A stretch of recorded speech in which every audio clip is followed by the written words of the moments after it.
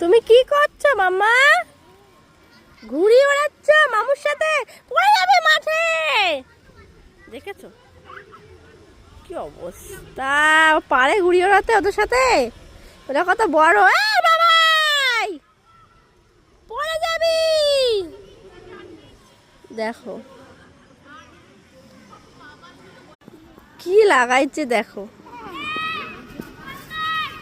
এদিকে এদিকে তারপর এদিকে তারপর এদিকে মামা। এ ভাই এদিকে ওকে দিয়ে যা ভাই, ভাগ্নিকে দিয়ে যা।